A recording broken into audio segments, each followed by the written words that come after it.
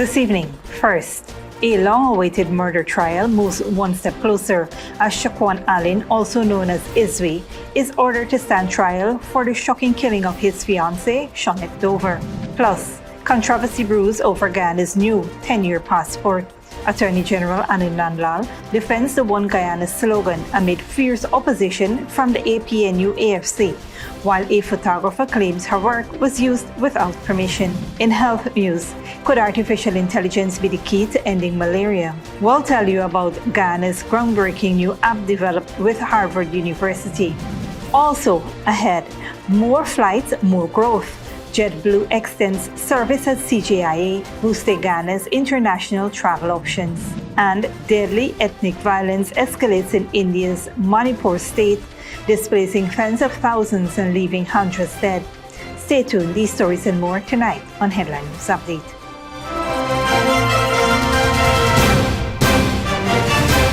Welcome to this broadcast of Channel 2's Headline News Update for March 21st, 2025. I am Bibi Bacchus. Thank you for joining us. First up, Attorney General Anil Nandlall has responded to criticism from APNU+AFC Member of Parliament Amanza Walton Desir regarding the inclusion of the One Guyana slogan on the newly launched 10-year passport. Speaking at his weekly program on Tuesday evening, Issues in the News, Nandlall defended the government's decision, clarifying that the slogan is not a political tool, but a unifying national concept aimed at promoting national cohesion. Nandlall emphasized that One Guyana is a principle that transcends political affiliations, representing the nation's goal of unity and togetherness. It's a cohesive force. It's a rallying slogan. It's a unifying concept. It's a principle that denotes our national objective and our national destiny of one people, one nation, one common destiny. Our national goal. That's all that this concept is intended to convey and to achieve. And the President has elaborately explained it at different fora, both in Guyana and overseas. The Attorney General explained that the slogan, also featured on the $2,000 note, aligns with President Irfan Ali's broader effort to bring the diverse cultures and races of the country together. Since 2020, since we assumed government, President Ali, I believe, beginning with his inaugural address to the nation,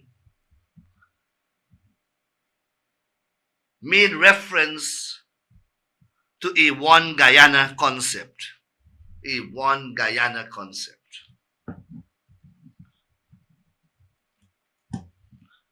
And in many, many speeches after that, the President has included this term as part of his everyday parlance. Obviously, with the intention of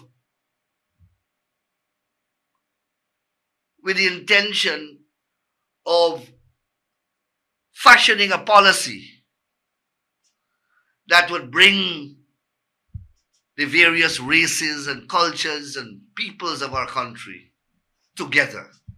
Shadow Minister of Foreign Affairs Amanza Walton Desir had criticized the government's decision to include the One Guyana slogan on the newly launched 10-year passport, calling it a violation of the neutrality expected in the national document. Desir argued that a passport, as a sovereign document, should remain free from political slogans and partisan messaging. She pointed out that including such a slogan could potentially violate international standards, specifically the International Civil Aviation Organization guidelines, which emphasize neutrality in passport design. However, Nandlall argues that the inclusion of the slogan on government materials, including the passport, aligns with the government's symbol of unity. A government is free to formulate any logo, any slogan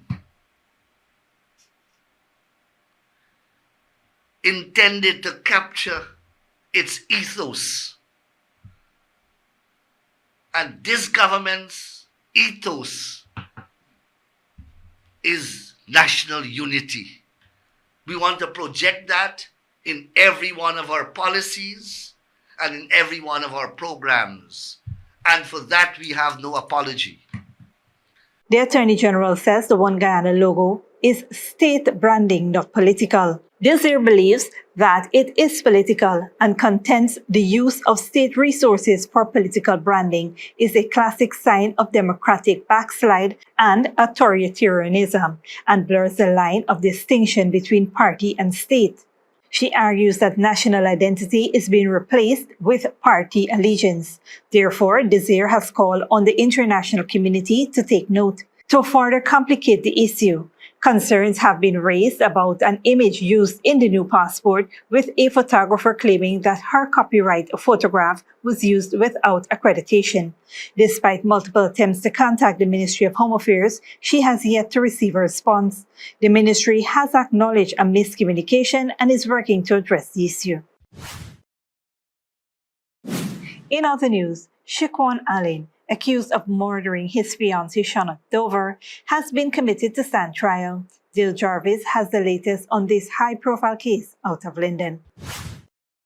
Shaquawn Alleyne, also known as ISWE, has been committed to stand trial for the murder of his fiancée, 20-year-old Shonette Dover, when he appeared at the Linden Magistrates Court on Thursday, March 20, 2025. Alleyne appeared before Magistrate Russell Liverpool, who made the decision for him to stand trial for the murder following sufficient evidence presented against him. The trial will take place at the next sitting of the Demerara Assizes. Alleyne was arrested on January 19, 2024 at Molson Creek Quarantine, Berbice, in connection with Dover's murder, which occurred between April 3rd and April 30th, 2021 at Canvas City, Wisma, Linden.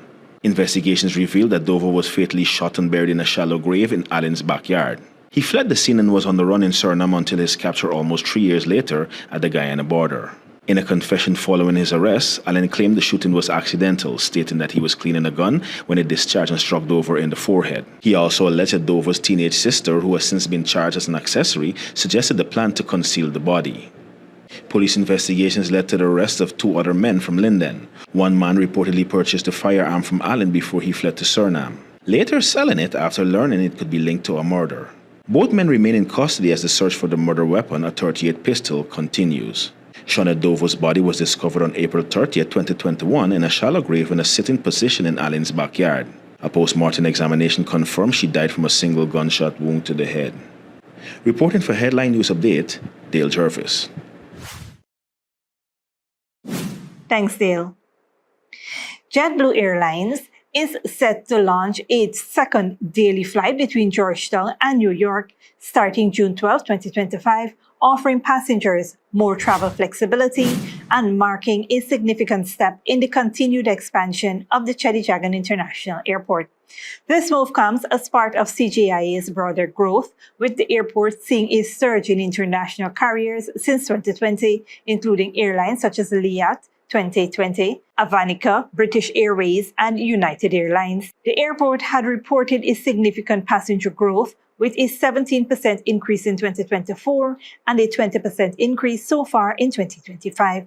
This expansion, coupled with the upcoming introduction of KLM Royal Dutch Airlines service in June to Amsterdam via Sint Maarten, further strengthens Guyana's global connectivity. CEO of the JetBlue International Airport, Ramesh Gir, emphasized that the new flight service highlights the airport's growth and the government's commitment to enhancing travel options. Gir noted that this growth contributes to the economic prosperity, trade and tourism development, positioning Guyana as a prime destination and strategic hub for global connections. Stick around when we return. Guyana observes World Down Syndrome Day 2025 and government development AI-powered app for malaria testing.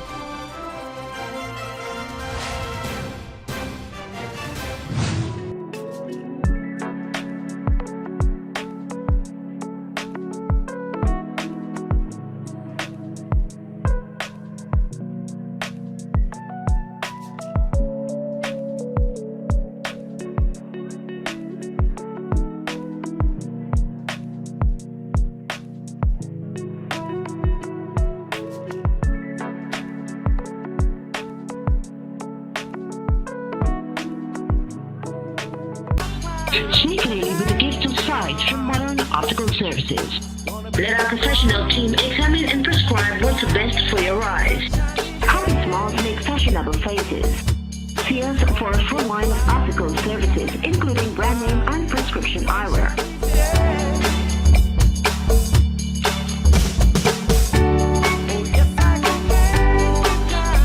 Modern Optical Services, 316 Middle Street, Georgetown. Telephone 226-1082. Good girl forget things.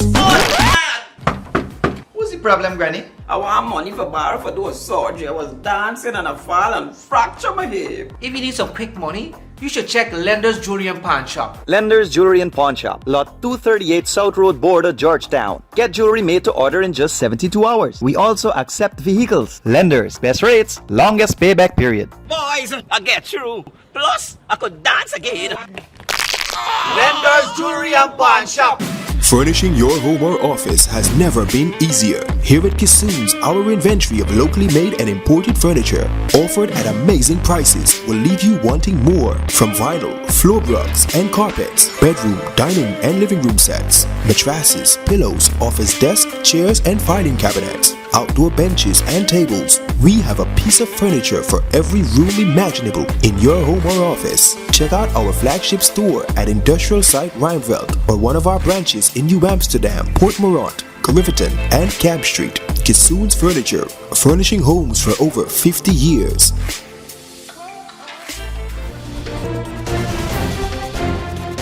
Welcome back. The government is working on an artificial intelligence application to enhance malaria testing and support fight to eradicate the disease. Health Minister Dr. Frank Anthony made the announcement during the launch of the Universal Healthcare Voucher at the Artisan Convention Center last Saturday. Developed in collaboration with Harvard University, the app has already been piloted in Region 9, showing 99% accuracy in detecting malaria. Dr. Anthony expressed hope that once fully tested, the technology will be shared with other malaria-affected countries. This initiative complements ongoing efforts by the Ministry of Health, including the 2024 mass distribution of long-lasting insecticide nets in Regions 1, 7, 8, and 9, along with continuous training in remote mining areas to curb the spread of the disease. In other news, today, Guyana joins the rest of the world in celebrating World Down Syndrome Day 2025, a global awareness day observed every year on March 21st. The day raises awareness, promotes understanding, and advocates for the rights, inclusion, and well-being of people with Down syndrome. The United Nations officially recognized World Down Syndrome Day in 2012, choosing March 21st to symbolize the triplication of the 21st chromosomes, which causes the condition. Globally, many people with Down syndrome still face exclusion and are denied opportunities others take for granted. They are often left out of classrooms and overlooked in workplaces, and their voices are ignored in decision-making processes. So on March 21st, we create a single global voice advocating for the rights, inclusion, and well-being of people with Down syndrome. Supporters in Guyana proudly wore mismatched socks, a global symbol of diversity, and participated in community events aimed at fostering inclusivity. As Guyana observes World Down Syndrome Day 2025, the call is clear. Every individual, regardless of their genetic makeup, deserves to be heard, respected, and given the opportunity to live a full and independent life. Don't go away after the break. Tear gas fired as protest erupts over electoral bills in Dominica, and Nigeria declares state of emergency in oil-rich river state.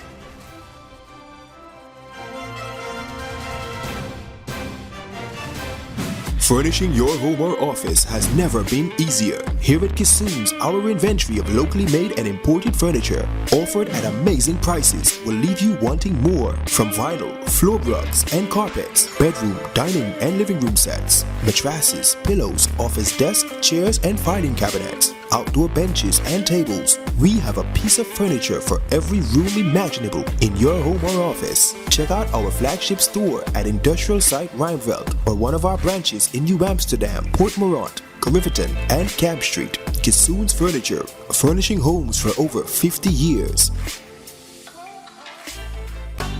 Sneakily with a gift of sight from Modern Optical Services. Let our professional team examine and prescribe what's best for your eyes. Common smiles make fashionable faces. See us for a full line of optical services, including brand name and prescription eyewear.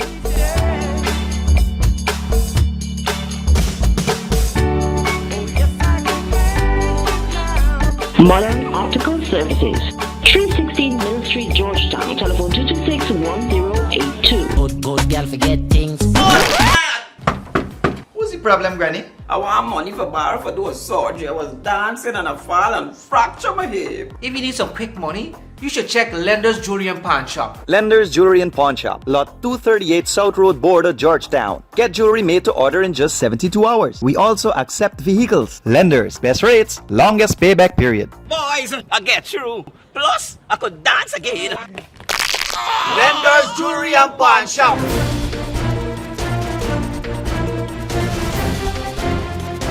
Welcome back. Now we take a look at what's happening in the region and around the world. In the Caribbean, police used tear gas and rubber bullets to disperse protesters outside Dominica's parliament on Wednesday as the lawmakers debated 3 key electoral reform bills.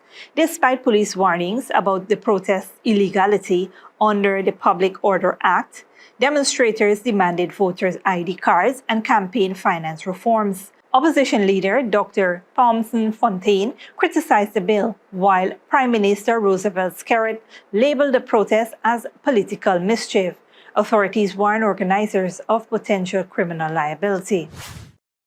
Meanwhile, in North America, United States President Donald Trump has made good on a campaign promise to begin shuttering the Department of Education, though his efforts are likely to face court challenges and constitutional barriers.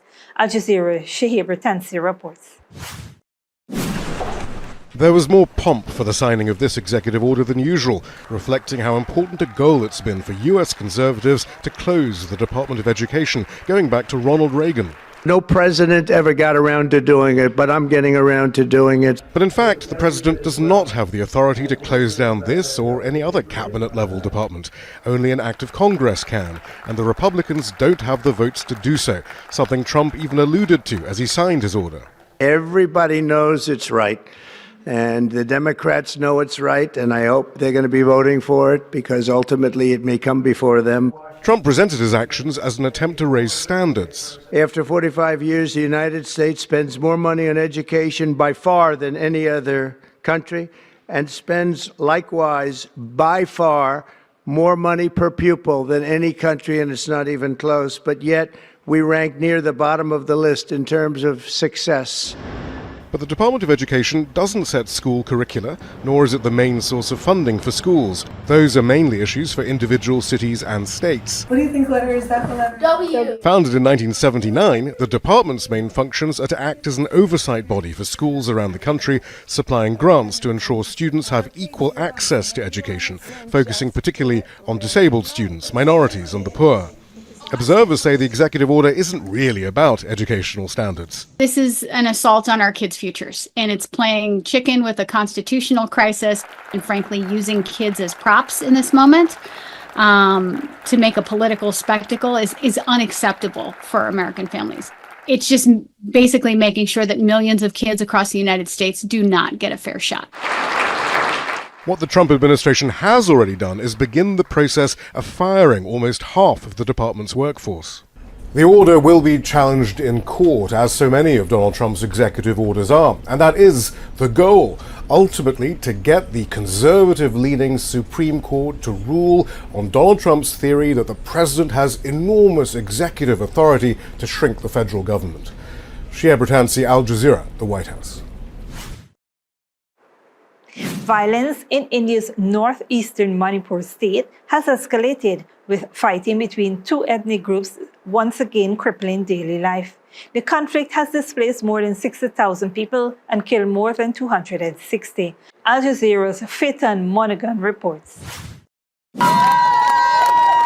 Manipur's Meitei community marked their annual spring festival. But this year, the celebrations are more low-key. Marketplaces are less crowded as outbreaks of ethnic violence between the Métis and Kukizo groups have led many to stay home.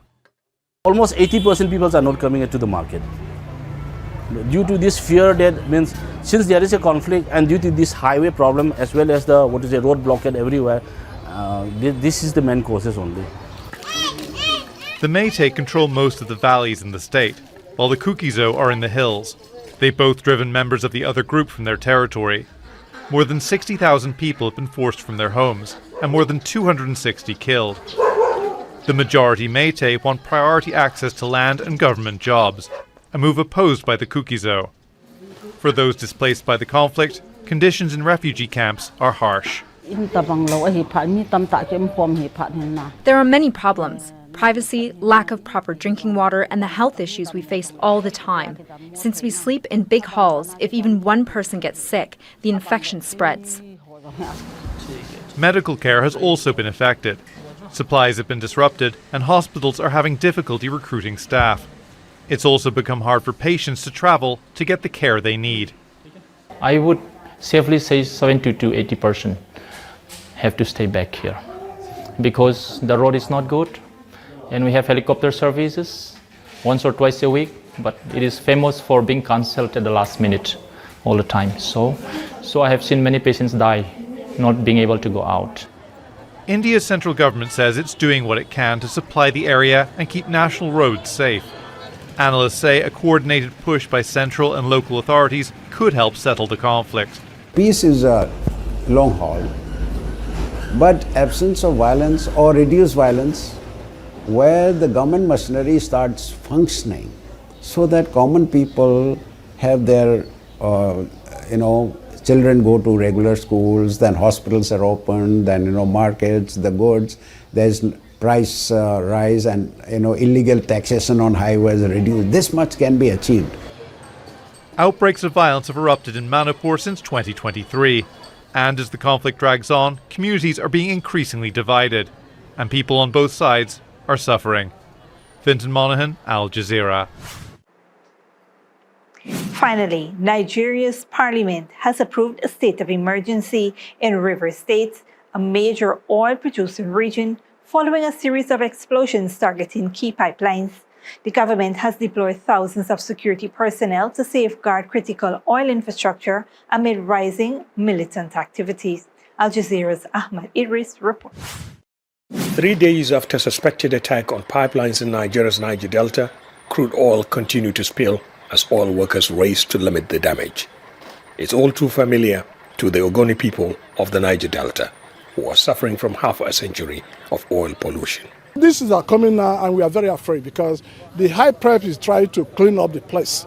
And this time now, all the job they did few months or few years ago is going to be useless. The pipeline fire was put out, but not its fallout.